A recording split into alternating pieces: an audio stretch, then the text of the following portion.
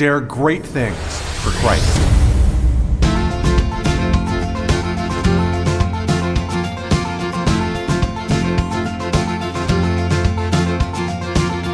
Christ calls us to dare great things.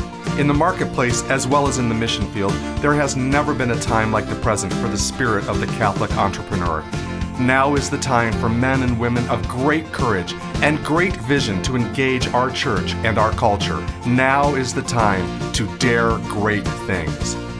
And here is your host as we dare great things, Father Nathan Cromley, the president and founder of the St. John Institute.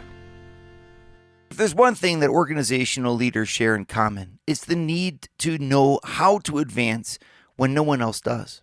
Being at the top means being in charge, and being in charge means making decisions that will influence the entire organization for the better or for the worse. The goal, obviously, is to make decisions well, and this ability is much more than instinct. For the ancients, they called it the virtue of prudence. I'd like to look at what St. Thomas Aquinas and his teaching on prudence have to teach us today. Welcome back, everybody. I'm glad to be back with you and have this chance to understand what Thomas Aquinas has to tell us about anything. Because anytime you get a chance to listen to Aquinas, it's just life-changing. And especially when it's about something that's as important as our leadership over our families, over our companies, over our organizations. I mean, can you afford not to take wisdom wherever you can find it? Of course you can't. And the smart person knows that anywhere that they can learn something that will help them, well, that's something that they should spend time doing. And Thomas Aquinas is one of those places where you have, in such a density, so much wisdom. You could almost read through Aquinas' eyes all of antiquity. Right, which is, I mean, obviously there's much more that you need to study, go back to those sources themselves, there's value in that. But my point is, when you read him, you're reading someone who's thinking with the mind of the church, with the mind of the Bible, and with the mind of civilization leading up to him. He's just an amazing place to find in one spot a way of approaching very deep questions. And I want to applaud you for coming to the St. John Leadership Network to take the time to try to get some of these deeper answers. To quote St. Thomas Aquinas himself, the slenderest knowledge of higher things is of infinitely more value than the greatest knowledge of lesser things.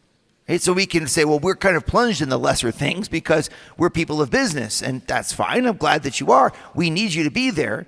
But in the same way, taking the time to sharpen the saw, as Stephen Covey says, and to try to become a better person and a better understanding, every little bit that you get of an understanding of how you're doing what you're doing will have an exponential value in terms of what you're doing and producing it. So this is where St. Thomas Aquinas presents such a value for us, because he gives an insight into us as workers, okay, and therefore into your people as workers. He gives us a perspective of understanding what we're doing every day in our organizations or every day in our businesses or even what we're doing in our families, and understanding it from the perspective of the human experience. And this makes it possible to then bring all of the wisdom of antiquity to bear on what we have to do every day. Wouldn't it be amazing to have the wisdom of Plato, right? Or the practical knowledge that we could gain from Cicero or Homer or St. Augustine or St. Ambrose or St. Jerome, go back to all these different thinkers. What if we could compile them into a place that would help us every day to make the decisions that we'd have to make? Well, you say, well, gosh, that'd be just wonderful, right? Well, that's what we have in St. Thomas Aquinas. And we have it in a special way because for Aquinas, what makes him unique is that he looks at everything that a human being does as flowing from what a human being is. Now, I know that that's a deep thought right there, but it's what makes the difference. So many people I know are frustrated because they go from one leadership conference to the next, they read one leadership book, they go to the next. It seems like there's a million methods for doing things, and so you, in the end, feel like there's no real point in studying leadership anyway. And I see there's a ton of value in what everybody's saying, and all these different books are just great, etc. But how do we put them to the best use, right? We have to know how to integrate this diversity of information into the areas that we actually need to improve in. That's what Aquinas gives us. That's what a Catholic perspective on work gives us. It gives us the understanding that what we do flows from what we are. And therefore, if we can understand how we function as human beings, we'll be able to function better in everything that we do.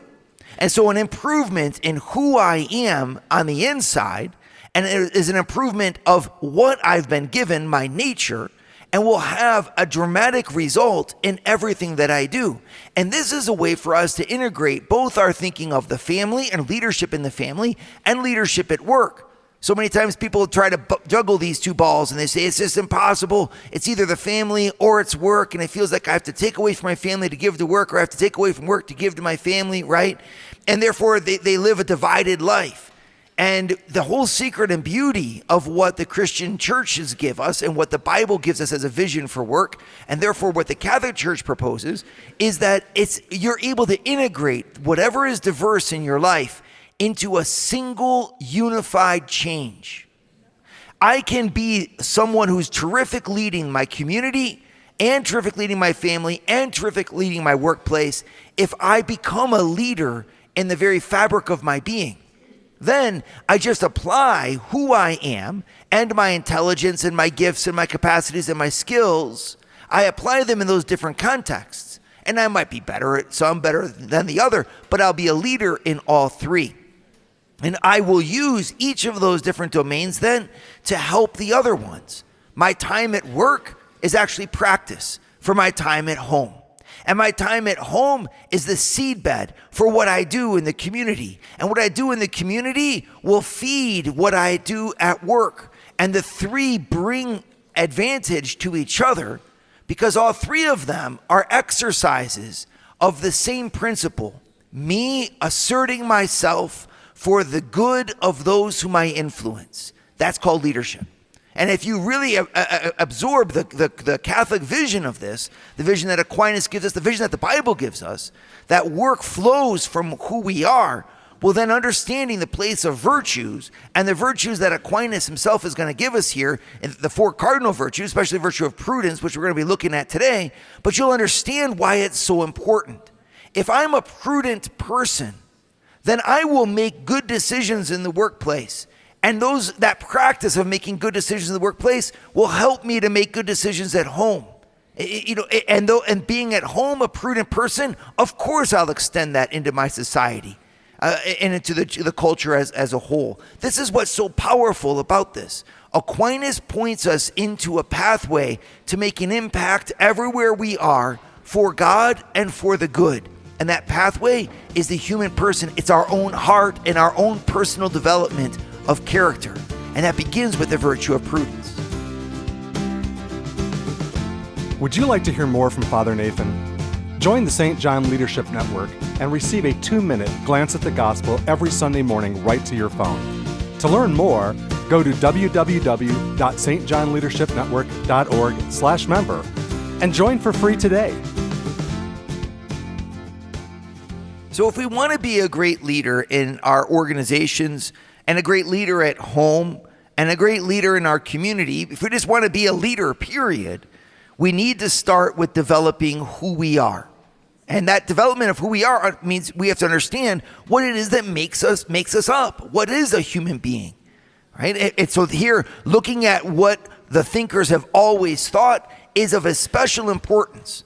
Because today there's all kinds of definitions floating around. There are people that think that we can be a human being and half robot, or that think that we can change the fundamental structure of who we are, and it's no big deal. We can redefine all kinds of institutions that are at the bedrock of what our society is, and again, without consequence. And that's simply not true. You can't play with the very structure of reality and expect life to be the same. As a believer, we don't look to the prevailing culture to tell us what is true. We look to God's holy word, and we look to the tradition that we've been reared in, and is an understanding of that word, and we use that as the lens to then tell the culture what is true. We have the truth given to us in God's word, a perspective about life that is life-giving and that is infallible and that is absolutely wonderful. And we interpret that word within a living tradition, the tradition of antiquity, the tradition of great thinkers, but it represents at the same time a kind of boundary for us. There are certain positions and certain truths that God clearly teaches, like that our work is less than us. It might seem kind of simple to say, but it's actually a big deal. Especially if you don't have a lot inside, you're going to be tempted to fill your life with your career, fill your life with your stuff, fill your life with your money, right? It's a temptation that strikes at us all, because at least you can fill your life with something, right? But then the Bible comes in to say, you know what? There's something more than what you do that can define you.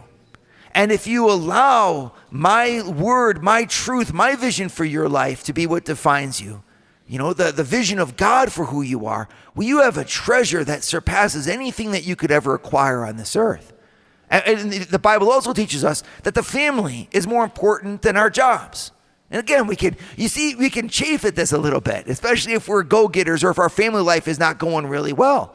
And we'd be tempted just to say, no, the goal of life is this or that. We are believers in God, a God who teaches us something that is also evident to our rationality. And if we think about it, it makes sense. You know, the real fulfillment of the human person doesn't come from our jobs.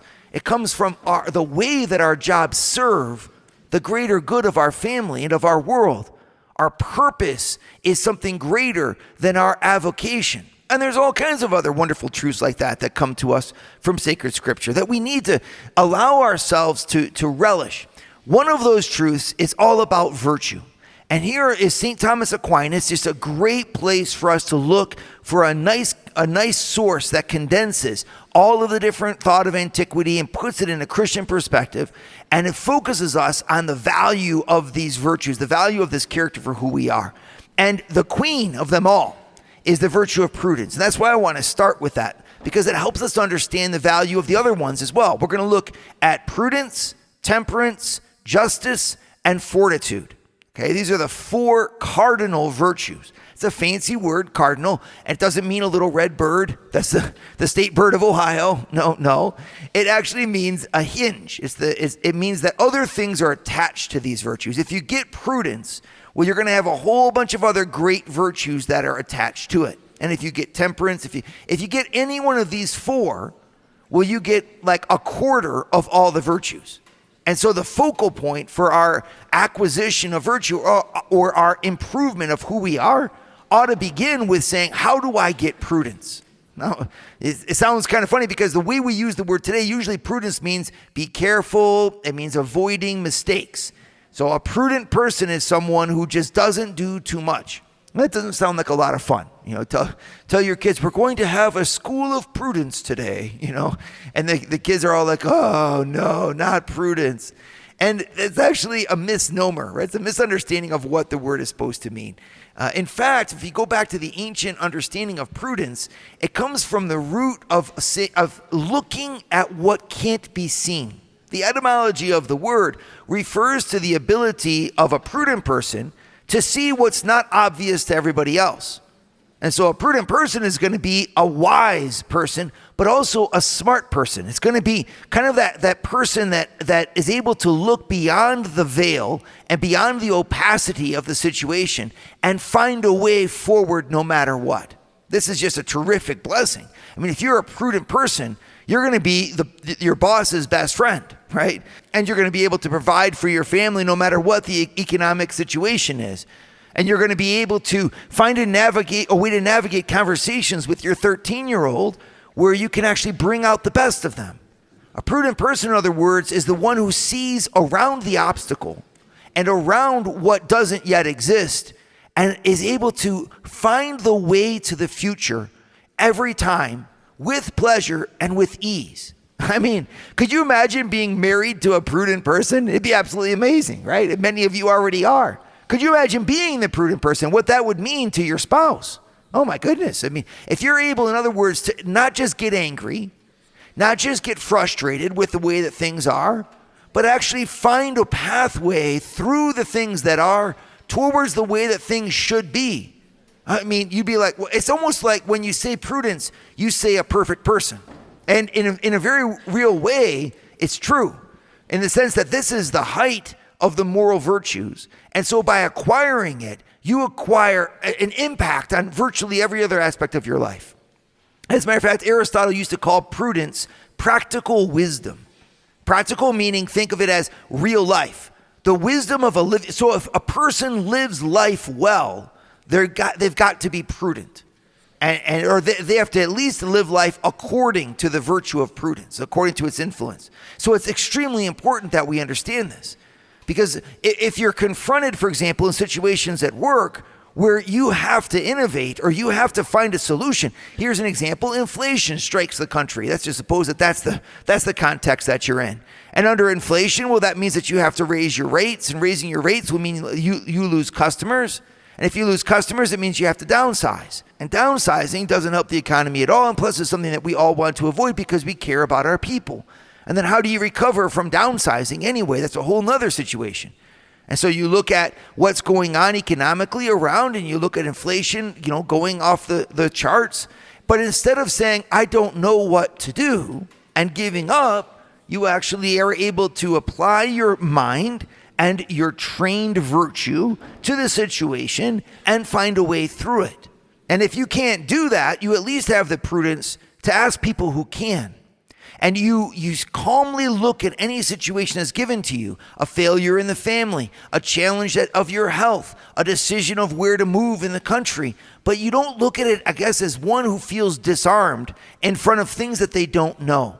The prudent person has acquired an ability to break the problem down correctly into its bite-sized pieces or into its component parts so that you know where to place your attack. Where to make the response.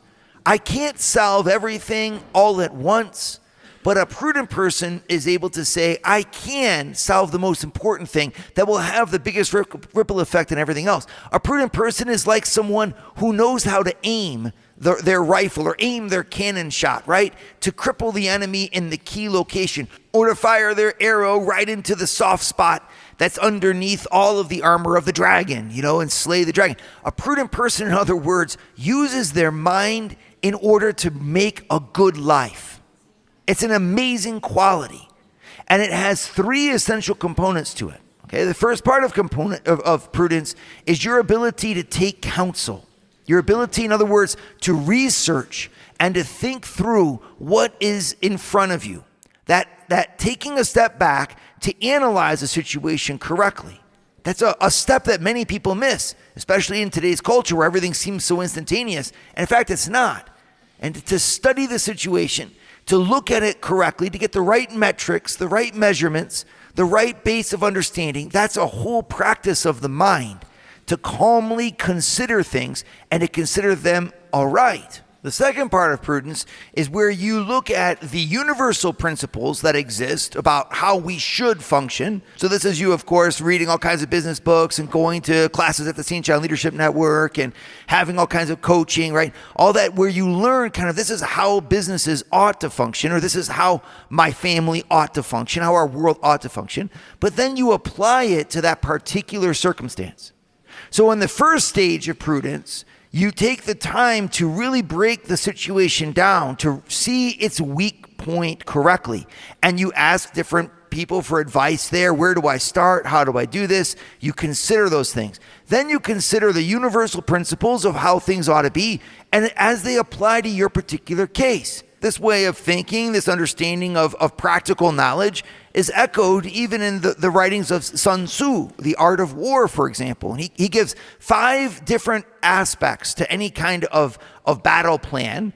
And he says 2 of them are called the heavens and the earth. The heavens are the understanding of how things function and what things are. And the earth is the concrete individual cases of how much you have and what the situation is. And the leader has to know both the heavens and the earth.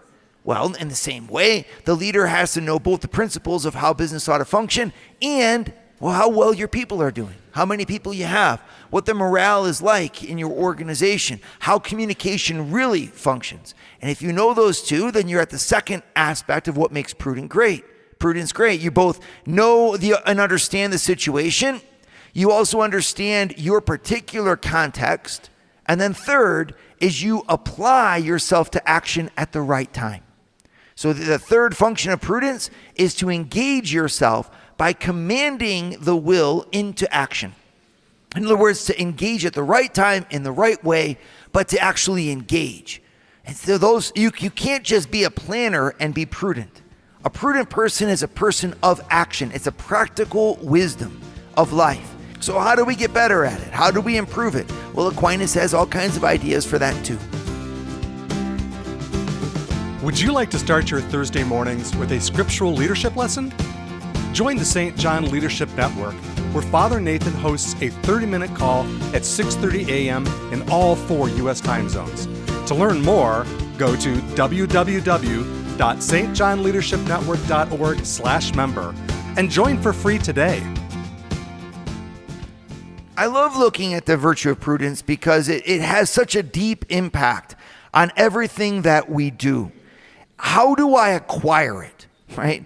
Well, on the one hand, I like to say, take some consolation. St. Thomas Aquinas, for example, gives an analogy for how you acquire virtue. And he says, it's like water that drips off of the edge of a cliff and splashes on a flat rock.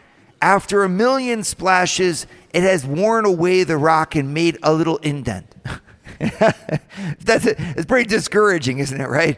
Aristotle will say it takes 40 to 50 years to begin to acquire prudence in a person's life, which is why for him, he says, you shouldn't really get involved in your society in terms of leadership until you're at least in your 50s. He calls it the political age. And until then, you're just experimenting and you're trying things. But to gain the character of a prudent person takes many, many prudent acts.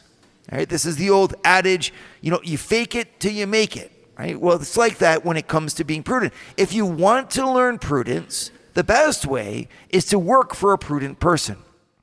Wouldn't it be amazing if you were mentored by a terrific business leader who taught you how to analyze things right? Like if you could have Warren Buffett teach you how to read, the financial stats of a business. Wouldn't that be amazing? And that ability to say, no, this is actually what matters for this. This indication is what matters for this business. And this is the metric that we need to look at in this context. Right? We all wish we had a mind like that, right? Or if you were able to be mentored by someone as prudent as a saintly bishop, right? Who understands both the law of God and the pastoral need of the people at that time and is able to find a way where you don't compromise one or the other as you move your people forward. By living with prudent people, you gain a sense of what prudence is. So the very first step you could take in acquiring prudence is ask yourself, who do I know in my world whom I consider to be prudent? Right? And you'll know that by the fact that they always seem to arrive at a happy destination. They might not always be successful. There are many vicissitudes in life. It's not a question of success, but it's a question of they seem to always land on top. Even when bad things happen, the bad things don't seem to affect who they are. They're able to constantly turn something bad into something good. That's a sign of prudence. And it might be that they're challenged in many ways in their life, but they find a way, whatever they're given, into that unknown land of making whatever they're given into something that's advantageous for them. They seem to be able to find happiness. Well, when you find someone like that, it's worth it to ask them how, right? And to work with them and let them just learn from them, right? So if you can find a prudent person and work with them and under them, they teach you how to use your mind in a given situation. Now, many of us were blessed by great parents, and a great parent is going to be somebody who has some modicum of prudence in their life, right? And so by being reared under their tutelage, you learn how to approach life like they did. That's a terrific thing. But to make it even better, you need to engage in the various acts imperfectly.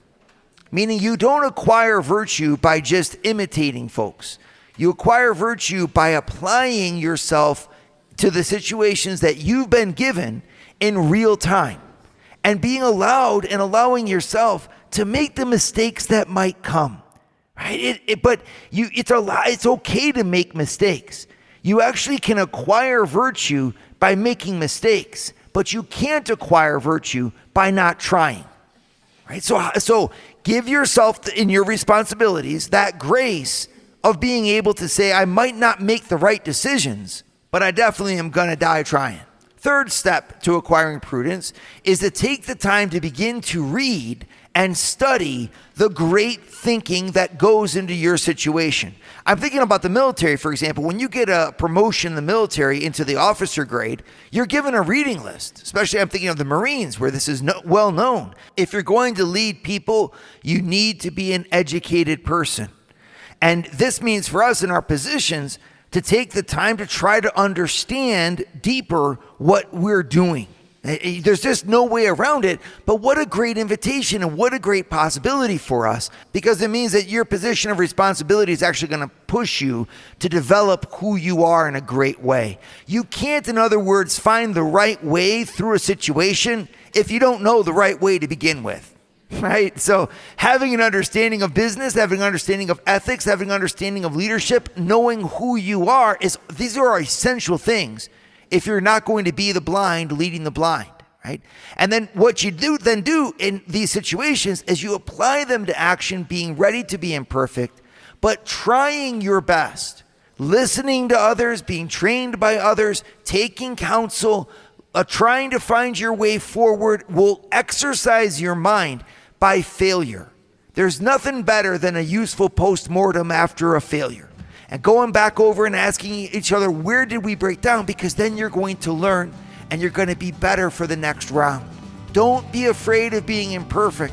As you try and try again, by the grace of God, you're forged into someone who's able to lead and able to lead well. And this is the beautiful gift God's going to make of your life for His world.